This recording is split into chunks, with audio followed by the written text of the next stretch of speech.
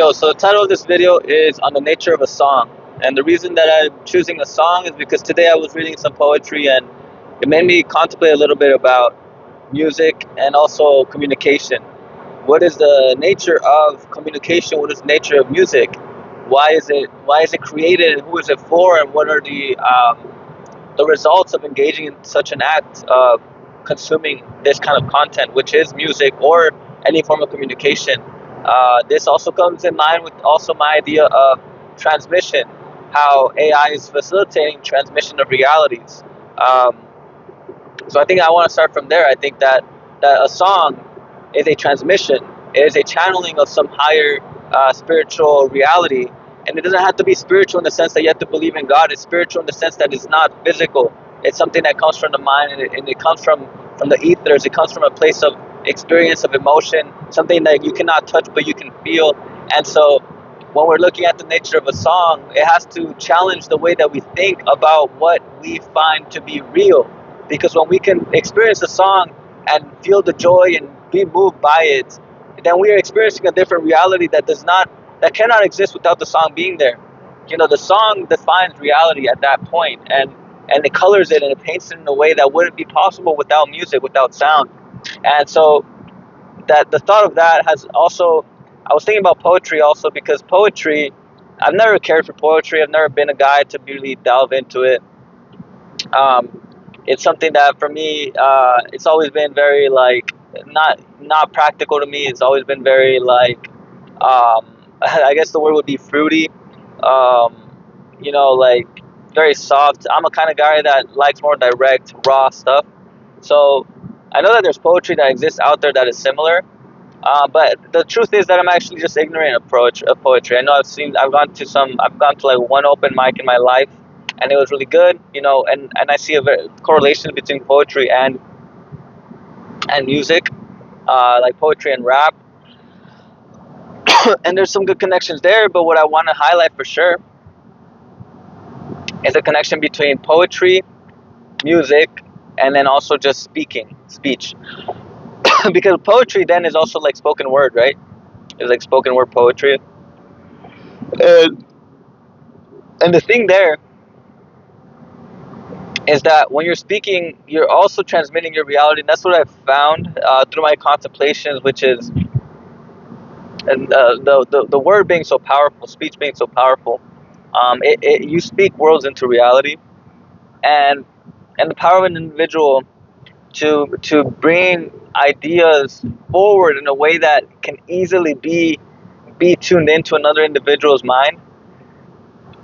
Ideas that are consumable, but also um, reality bending. That's the thing. To be able to transmit, like there's a skill that we work on at my day job. It's called visualizing, but it's for reading. Like one of the main things about visualization is that if students are not visualizing while they're reading, they're not going to be comprehending what they're reading. It's actually like a scientific thing where if people are not able to visualize the words in their mind, then they're gonna have difficulty understanding what they're reading. They're not gonna remember what they're reading. They're not gonna make the connections. It's the overall story does not exist, because without an image there is no story. I mean, we think about mythology is wrapped in symbolism. We think about the most primitive forms of communication. What have they been? They've always been stories. Stories have always survived across generations, and so the reason stories have survived is because they call to something mythological, something archetypal, which is alive, and it does exist in the collective unconscious, and it's something that that is that calls to us. It comes. It's brought to our mind. I mean, we think about a hero, and we have different. Everybody has an image of a hero, but we have an understanding of what a hero is, right? Like, and so these images allow us to bring forth that essence of a hero. And so, um, what I was saying about speech is that an individual who can transmit his message in a way, he's really just transmitting a vision. He's transmitting a vision. And what is a vision? A vision is a vision of a reality that doesn't exist here in the now, but can exist. And the beauty of a visionary is that he sees the path, but then he also sees he's meant to build the bridge between the now and the future, between the now and the path. He finds the connections along his way towards that future, and so that's what a visionary does, and a good speaker does that also. In real time, he's able to to bring forth what exists out of the now, raise it to a place that gives it direction, and gives it form in somebody's mind. And once that is there, then what happens is inspiration, right? Inspiration. Sees the vision also. The person sees the vision also.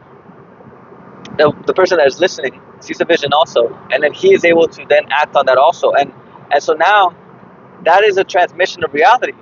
That is what all of this is. You look at it as a song. You look at it through poetry. You look at it through communication. Um, all of these different mediums all of these different mediums are meant to transmit realities, and through that we change our current reality, and that's what the point is. And I think we all need to think about this deeply, in the sense that when you're engaging in conversation, what reality are you engaging in? What When you're engaging in music, what effect does that have? And more importantly, what effect can you have when you are the one transmitting the message? And that's the main thing. That's the main thing that I want you to think about, because at the end of the day, we're just mediums, we're just vehicles for these realities. And if that's the case, then you don't want your identity to be confined to just being a communicator, to just being an artist. No, you are a transmitter of reality. You are indeed a creator. And so the reason I tie this also to AI and how AI facilitates the transmission is just that it allows for greater clarity. It allows for more expansion, for more connection, and the ability to synthesize, to analyze. It comes in there. So it's a tool that enhances and facilitates the transmission. And just like Spanish transmits something different, than something said in Spanish would transmit something differently, even if it was the same words, the same sentence structure, etc. If it was translated in English, it just will give a different feel. It just gives a different feel. You know, that's the main point. So hopefully that caused you to think a little bit more, caused you to reflect on the power that these tools have, these things like songs and writing, etc., and see where you want to take it as a creator. Hopefully you found it helpful. See you in the next one. Stay lucid. Peace.